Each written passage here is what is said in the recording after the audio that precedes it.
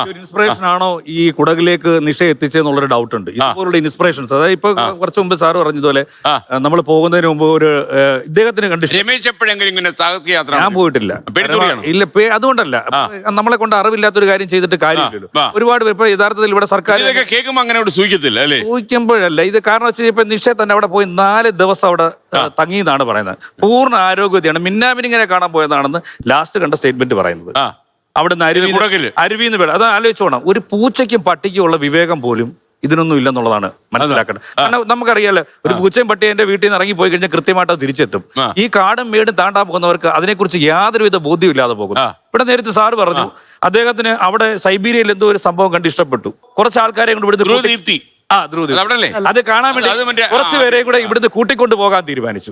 അപ്പൊ അവർക്ക് ഇതിനെക്കുറിച്ച് ഒറ്റയ്ക്ക് പോകണ്ടെന്ന് തീരുമാനിച്ചു. അത് തന്നെ. അപ്പൊ കുറച്ച് പേരെ കൂടെ കൊണ്ടുപോയി ചാടിക്കരുത്. ഇതുപോലുള്ള ഇൻസ്പിറേഷൻസുകൾ അതൊരു വലിയ ആപത്തിലേക്കാണ് കൊണ്ടുപോകുന്നത്. കൃത്യമായ ട്രെയിനിങ് കൊടുക്കണം, കൃത്യമായ അറിവ് വേണം. മറുപടി പറയട്ടെ. കൃത്യമായ ട്രെയിനിങ്, കൃത്യമായിട്ടുള്ള ഒരു സംവിധാനം ഇല്ല. നമ്മൾ പോയി കഴിഞ്ഞാൽ അപകടത്തിൽപ്പെടും എന്നുള്ളത് കറക്റ്റാണ്. ഞാൻ മൗണ്ടനറിംഗ് സ്റ്റാർട്ട് ചെയ്ത് mountaineering basic course, advance course, search and rescue course ഒക്കെ പഠിച്ചിട്ടാണ് ഞാൻ ഇതിനകത്ത് ഇറങ്ങിയത്. എന്നാലും അപകടം വരാം. ഇദ്ദേഹം പറഞ്ഞ പോലെ നമുക്കൊരു പ്രശ്നം ഉണ്ടാകുന്നതിന് മുമ്പേ തന്നെ ഈ പ്രശ്നങ്ങളെ കുറിച്ച് പഠിക്കാം. എങ്ങനെ അതിൽ നിന്ന് നമുക്ക് രക്ഷപ്പെടാന്നുള്ള കാര്യം അറിയേണ്ടത്.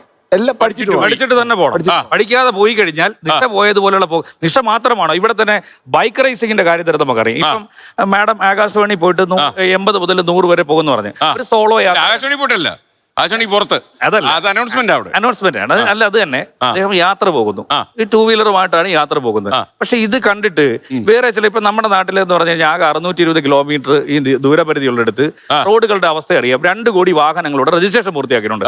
ഇവിടെ ഇപ്പോഴത്തെ ട്രയാംഫ്, അതുപോലെ തന്നെ ഹിമാലയയുടെ എന്തോ എൻഫീൽഡ്, കവാസാക്കി, ഹയാബുസ ഇതുപോലുള്ള ബൈക്കുകളുമായിട്ട് ഭ്രാന്ത് പിടിച്ച പോക്കാണ് ഈ പിള്ളേർ പോകുന്നത്. ഇതിനെയൊന്നും നിയന്ത്രിക്കാൻ ഒരു സംവിധാനമില്ല. ഇവരെല്ലാം ഇപ്പൊ ഒരു 50 വാഹനങ്ങൾ കടന്നാലും ഇവർ അതിനിടെ കൂടെ വെട്ടിച്ചോണ്ട് പൊക്കളയും.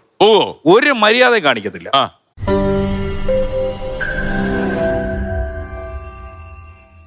ലോകത്തെവിടെയായാലും ഏത് സമയത്തും 24 വാർത്തകളും ഓഗ്മെന്റഡ് റിയാലിറ്റി പാക്കേജുകളും എക്സ്പ്ലെയിനറുകളും വിശദമായി കാണാൻ ഞങ്ങളുടെ യൂട്യൂബ് ചാനൽ നിങ്ങൾക്ക് സബ്സ്ക്രൈബ് ചെയ്യാം.